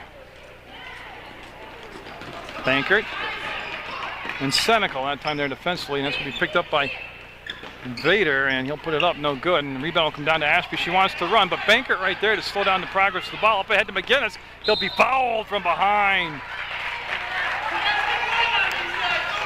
by Kean Hutt-Vader. And they'll send McGinnis to the line. There's McGinnis catching his breath. And again, they've got the 23-14 deficit. McGinnis trying to chip away at that. We'll put it up, and you have to wait, because sometimes that second bounce will go in for you. That time it didn't happen for him, but so we'll stay at 23-14. Shrewsbury to lead, and that'll go off to the side, and Bankert will chase it down. Senecal got a hand on the ball, knocked it down, comes to Ashby. Senecal ran a little pick for Ashby, and she'll put it up and miss the shot. Senecal has the rebound, lost it on the floor, got it again, doesn't want to get called for the travel. We'll go to Ashby, and got a foul on the floor. I don't think there's shots. Bankert, 21, Kimball called for the foul. And it happened on the floor, no shots. So Quinn Kimball called for the foul. They run the stack. Ashby catches, fires, and no. Good look at the basket. She'll get the ball back, and she's at the free throw line, puts it up from the free throw line. No. Couple chances for Ashby, and then jump ball. It's Bizon, got over the number 3, Kayla Bizon. And I missed the call where the arrow's going to be. As the referee's playing toss and catch here. And they'll have McGinnis take it out of bounds. There's Chris Brown, 41, and McIntosh, 42, coming in the ball game for Shrewsbury. Chris Brown was quite the offensive spark off the bench for Shrewsbury in that first half. McIntosh stole the basketball. Ashby putting pressure on, pressure by Ashby. She'll get the steal herself. And Bankert with the rebound. Great action in that sequence. And here comes Bankert up ahead and knocked down by McGinnis. And then out of bounds. Stays with Shrewsbury. McGinnis everywhere right now. Ryan McGinnis having a big ball game out there for Barstow. And Bankert, oh my God, that thing hesitated on the rim. That was a tough shot, jump ball, and it should be Shrewsbury basketball, and that's what we'll have, Shrewsbury with the ball.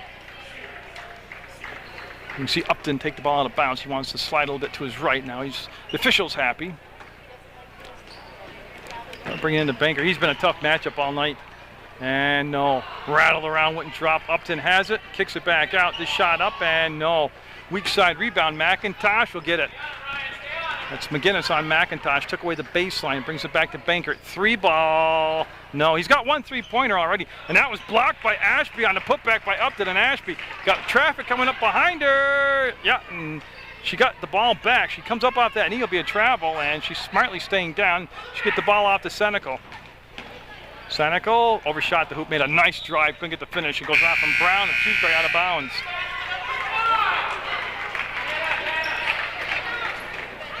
And they're going to have a 5-for-5 change for Barstow. Yeah, I have counted 5. Yeah, 5-for-5 on the change. So, and they're just trying right here. They're just matching up with the new people defensively. And that's Novak with the ball. He'll bring it into Duffy. She'll put the shot up, hit the side of the backboard, get the ball right back, give it out to Dugan. Dugan will make the move, penetrate, drive, shoot, no good. Rebound will come down to Bankert. Up ahead to Brown. Got it. Chris Brown off the bench. Again, that offensive spark that Shrewsbury needs when they get into a little lull, and he's provided it here in both halves for him. Root up and muscled the shot up. Goes through Schiller's hands, comes back, and Bankert with the ball again. Bankert's got a 1-on-3-on-1. We'll go up ahead to Brown. He'll chase it down, put the shot up, and not knock it down this time. Picked up by Dugan. Up and down the floor they go, and a wild one here from the Hinchy Gym. I believe we're going to fall on the floor, as you can see Alex Duffy turn around and look, and 41, that'll be Chris Brown with the foul. Chris Brown was here last year, so he must have been a 5th grader last year for Shrewsbury. Oh, she'll lose it out of bounds. That's, yeah, a good effort to retrieve the basketball.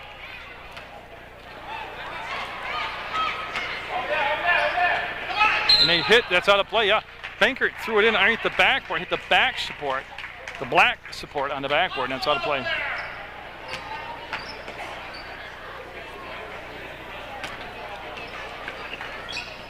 Schiller, good hands, make the grab. Schiller, good Whedon on her. She'll put it up, and no. Dugan got it, offensive rebound. Dugan will put it up and in. Cuts the lead now to 25-16. So Shrewsbury and Barstow and Dugan on the floor, hit the floor hard, and good sportsmanship as Bankert coming over to check on him, and Dugan's gonna, he's gonna stay in, he's tough. Yeah, he's gonna stay in there. That's going to be Upton with the basketball. He'll bring it into Bankert. Dugan, that's a tough matchup for Dugan, yeah. Right there, he went by him and got the finish. Yeah, that's a tough matchup, but that's man-to-man. They might want to make a switch on that. And Duffy will spin away from the pressure, bring it back to the outside, work it to the corner, go back and get the basketball, and she'll give it off to Dugan. That's Brown on Dugan defensively, and they'll dump it down inside. McIntosh with the steal with 1:41 to go in the 3rd quarter. Now, right now, Dugan, you can't play that tight to Bankert. He'll go by you. Upton, up, and got it. He got below the free throw line, and Upton with a swish. That's Duffy. She'll get it under control, yeah. She'll slow it down now. She gets to the top of the arc. As Root rolled to the basket, and Duffy will put it up, and got it! Alex Duffy just took it all the way in by herself and banked it off the glass and in. 29-18, Shrewsbury. Chris Brown. They got to find a man to get on Chris Brown. Somebody on Chris Brown, because when he's open, he's been accurate making the baskets. Upton spins into the paint, and that could be a 3-second call, yeah. No, you're going to call a foul. 31 blue will be Dugan. As for Shrewsbury, Kean Hutt-Bader, 34, coming back in the ballgame. Quinn Kimball, number 21. And I can see number 20, Garrett Hastings, in the ballgame for Barstow. There's Cole Bankert. We'll dump it down inside. Nice job. Nice job. Patient. They ran the play and didn't listen to the parent screaming to Bankert to take the shot from the outside as he pumped the ball inside for a higher percentage shot. And that's going to be a little strong, and it'll be tipped around, and Schiller had it. Schiller still might have it, and the ball on the floor is going to be put up, and no, front rim. Well, great job of going to the ball. That's Duffy. She should be getting 2 free throws. And Vader called for the foul. Hut Vader called for the foul, and I'll send Duffy to the line.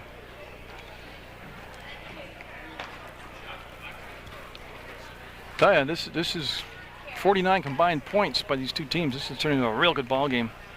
Should be a little shy with that. Duffy will get a second opportunity.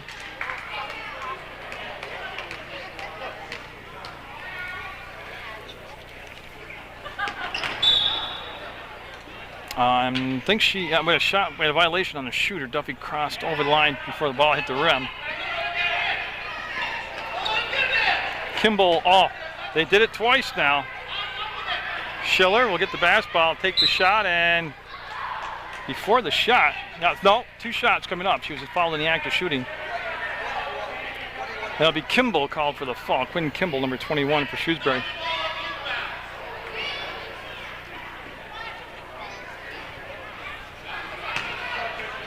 So 25.7 seconds to go in the 3rd quarter.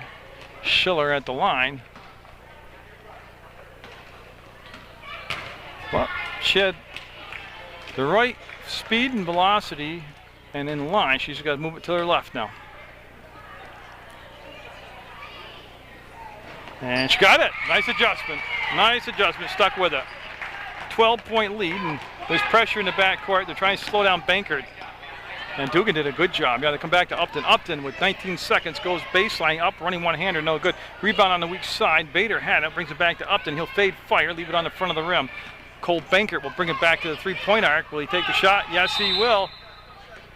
3-second call. So with 7.4 seconds to go, there is a chance here to get a good shot up by Barstow. Dugan traveled. Yeah, that's a good call. They had to call that one. They can be liberal on some calls, but that one had to be called. And they're going to bring the ball. Yeah, one thing too, don't forget Shrewsbury, they're going to have the ball in their offensive end. Yeah, so they've got 2.8 seconds to work with, but they're already in the offensive end. That's a good deal. There's the catch by Brown. Up at the buzzer. You'll just miss it. It's a 12-point game. Shrewsbury would lead over Barstow to go what could be the final quarter of play from the Hinchy Gym. Okay, so they're set to give Barstow the basketball. Barstow needs a quick start here to the 4th quarter. They're down by a dozen. That wasn't what they were looking for. They turned the ball over, and that's going to be a backcourt violation. So they'll get a break right there as Upton crossed the timeline after he made the steal. And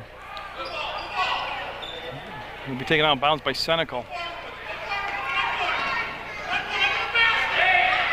They'll throw over the top, and Bizon, tough catch to make, and she can't grab a hold of it. It'll be picked up by McIntosh. That'll find Cole Bankert. That's not a bad deal, finding Bankert. Him and Upton have worked very well together, and they worked together there for 2 points. And so Barstow trying to contend with the press now as McGinnis back in the ball game. He'll go up top, and on the drive, Ashby will take it in.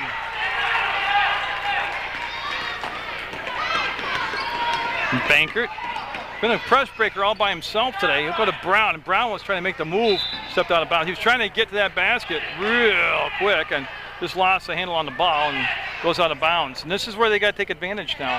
Talking about Barstow, they got to take advantage of those turnovers like that. Now, that's not the way to do it. They fired the, well, look who caught the ball. Somebody belonged in the Hinchy Gym for 4 years, part of a state championship team here. It's Christy Dunches, plays for Castleton State College. She's a graduate of West Rutland. And she missed 1,000 points by less than 50 points in her career. And congratulations to Katie Lincoln of West Rutland. First woman in their basketball history to score 1,000 points in her career. And she's only a junior. And it's a foul, and 33-21, 5:15 to go. And they're going to send Upton to the line, and he'll be shooting a couple. And so Upton, who's been real solid here, Ben Upton, number 10. He's played a great ball game for Shrewsbury as we're looking to get to the next round of the tournament. And got to bring that down a little bit. That was a little hard. As they, again, only have 5 team fouls on him, just 2 team fouls on Barstow, so nobody in the bonus yet. Yeah, he made the adjustment and got the basket. 1-2. Ashby will make the grab.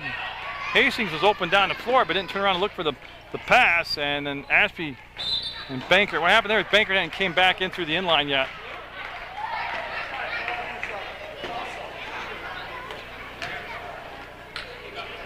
And they're looking for somebody. It's going to be McGinnis taking the ball out of bounds over in the far corner of the Hinchy Gym.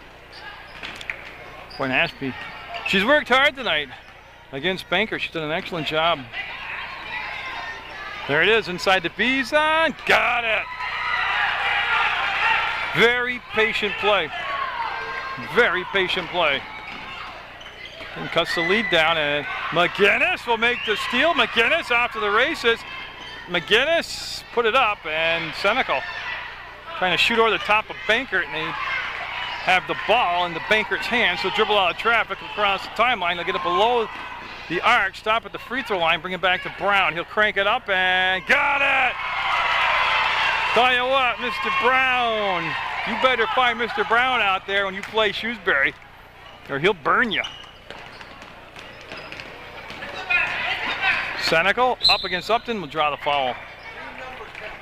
And he should get a couple shots out of this. 2 shots. Yeah, Mr. Canty confirms it. And so Senecal, with the clock stopped at 4:15, his team down by 13 at the line.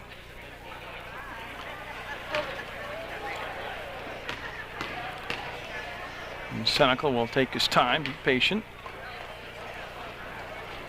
Get it! As Kimball, 21, coming in the ball game for Shrewsbury, along with number 34, Kean Hutt-Vader.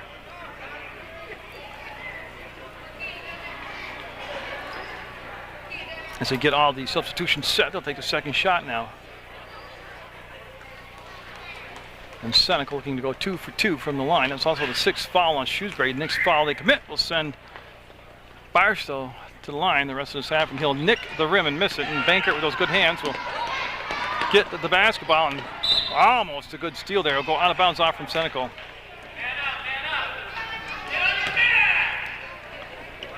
I gotta tell you, that parent is driving me nuts. I wouldn't be able to handle that as a coach.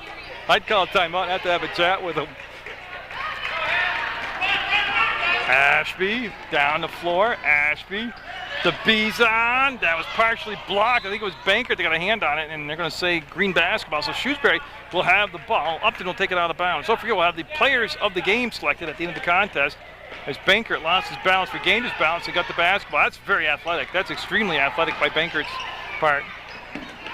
That's stolen away. McGinnis up ahead to Senecal, on the way for a layup, and hard off the glass. No good. Upton will get the rebound. It's a one and done deal that time. And Upton in the front court. Upton all the way. There's the kickoff pass, and they got it. Vader, V-A-T-E-R, with the basket. And we're going to have a full timeout taken by Barstow as they're down by 14 now with just 3:26 to go. 38-24 to Shrewsbury. You got to figure Barstow right now is in a must-score possession every time down the floor. They'll get it to Schiller, and she'll put it up on the run. Dugan, got it. Dugan following it up will make the basket. Oh, and he traveled. Chris Brown traveled. Tell you what, I like watching Mr. Brown play. He is a fun player. And his team just 3:14 away from getting to the next level here. Ashby. Got foul call. No, we have a 3-second call on Dugan. That'll turn the basketball over. Bankert with the grab. Don't forget, I have all the Glodzik action for you all week long. You can watch it on PEGTV.com. Click video on demand.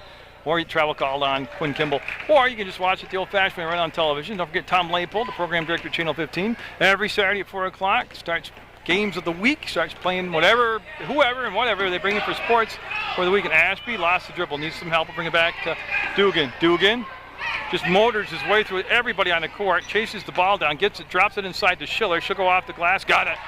Not off the glass. It was just a swish. Schiller cuts the lead to 10 on the basket. Dugan slowed down the ball, and yeah, he had the first plant was good, and then he slid on the second part of that play. Vader underneath the hoop, wide open.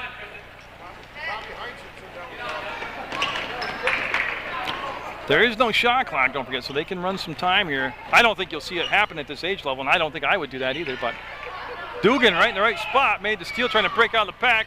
Coming back behind him is Bankert, and the foul will be called on Brown. And I'm wondering, will there be shots? Brown will pick up the foul, 2 shots. So that'll stop the clock, and with made free throws here, they can be below double digits.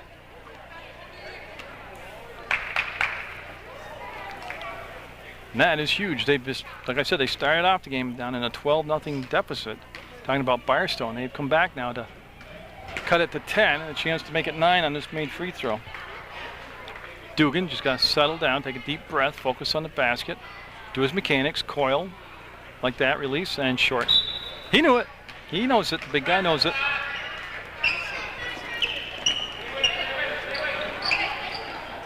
It's Bankert. Will throw over the top to Brown, up and almost, tough angle. And it's going to be blue basketball. Again, 2:19 to go. They need points every possession. That's Alex Duffy, number 12 back there. Dugan with the good hands makes the grab, fire side up ahead to Schiller. She's behind the defense. Schiller puts it up, and that must have been partially tipped. We'll wait and see what the official says. Tipped, yes, definitely tipped, he said. Stays with Barstow as Root, number 24, comes in the ball game for Barstow, along with number 23, Novak. And yeah, they're going to let McIntosh and Whedon come in the ball game, 42 and 54 respectively for Shrewsbury. Been a great ball game here.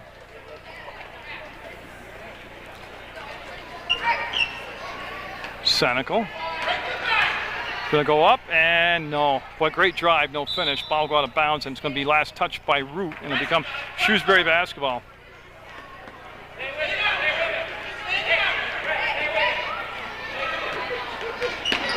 See Ashby trying to get in front of Bankert, and they go down to Whedon, and Schiller will come up with the interception, give the ball out to Senecal. Senecal accelerates and lost the ball. Yep. Got going a little faster, and he's tired. He's put a lot of minutes in. Yeah, he's worked hard tonight. And Upton will flip it in to Bankert. Minute 52 to go before Shrewsbury will advance to the next round. Foul on Senecal. That's just fatigue right there, as he couldn't get to the spot, and he kind of rode on Bankert, and that's going to be just the 4th foul. So no shots coming up, and it'll be Upton taking the ball out of bounds. As McGinnis at the scores table, he'll be coming in for Barstow in just a second. Nice grab by Bankert to come up to Kimball. Quinn Kimball with the penetration, got inside the paint, and they got tied up by Ashby. Nope, they're going to call it travel first.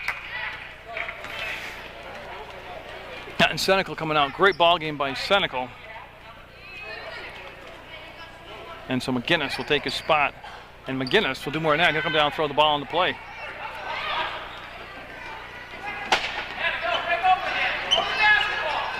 And Kimball will step out of bounds. Quinn Kimball almost came up with a steal, and clock down to a minute 39 now. That's Ashby that made herself available to the pass, and yeah, she got on that sideline and found Schiller. Schiller working against Whedon. Will bring the ball back to Ashby. Trying to work off the screen set by Novak. Takes it all the way around, stops, puts it up, and hit the black pole holding the backboard up. That'll be out of play.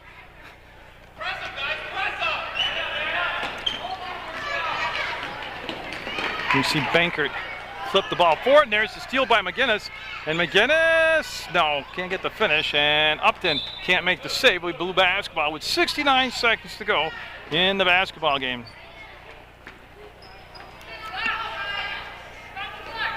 And Novak through the hands of Root to Schiller, up and put a lot of muscle on it. Came hard off the backboard. And Bankert up ahead to Upton. There's a beautiful pass to him. He let the defender go by and got it. Boy, do those two work well together. Yeah, high five each other. They work real well together. Bankert and Upton. There's Ashby. Going to take it all the way down the floor and miss the layup. She'll get the ball back with 46 seconds to go. And no. She'll get another chance, up and no. One more chance. Foul. That's Novak that should be going to the line. Kimball will pick up the foul, and, well, it looks like they're going to have Novak took the shot, and he's told he's the shooter. Yeah, that's what I have. He should be the shooter. He was heading out there. No, no, no. When you get a chance to shoot free throws, take it. Take it and go.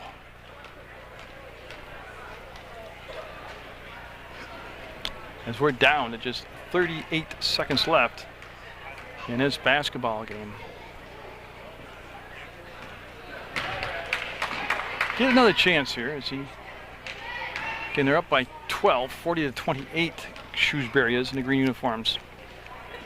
And that'll be off the mark. Bankert, good rebound. Boy, Bankert has played one heck of a ball game. And Ashby came back. Bankert will just dribble around her down to 31 seconds to go. Kimball with the basketball. Looks baseline, taken away by McGinnis. Brings it back to Bankert. Bankert being chased around by Novak. And Schiller just missed the interception. Kimball on the run, puts it up and got it. 42 points in the ball game for Shrewsbury. Good effort offensively by Shrewsbury. It's Novak off his foot. Kimball will pick it up, and 8 seconds, 7 seconds. He'll give it off. Bankert one more time for a three. No. McGinnis with the rebound, and that's going to be the ball game. It'll be a 42-28 Shrewsbury win over Barstow. We'll have the presentation of the consolation gifts and the players of the game. Okay. And just a tremendous ball game. Winner Shrewsbury will be back. Barstow, we will have a consolation. Brian and Bethany Glodzik will present the... As Brian and Bethany Glodzik will hand out the consolation gifts. That you played in our 50th, 21st at Glodzik tournament in 2009, and hopefully we'll get you back here next year. So go ahead out, folks, and get you back. And a good hand, too. They played a very good ball game. Like I said, they started off a little tight, a little nervous. They got down 12-0, but they made a great ball game of it. And then we will have the players of the game. They're going to start with Barstow, and then they'll end up with Shrewsbury for the last. And then we'll have more action for you from the Glodzik tournament on PEGTV on Munger Vision. So.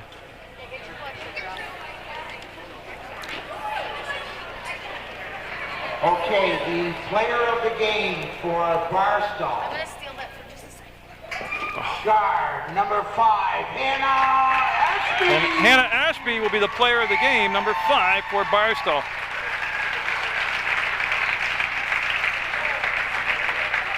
Shrewsbury will be back, and the player of the game for this evening, guard number 33, Cole Bankert. Cole Bankert will be player of the game for Shrewsbury. So congratulations to both players of the game. Congratulations to both teams. Great effort, and we'll have more Glodzik action for you. The next game will be starting in about 3 minutes.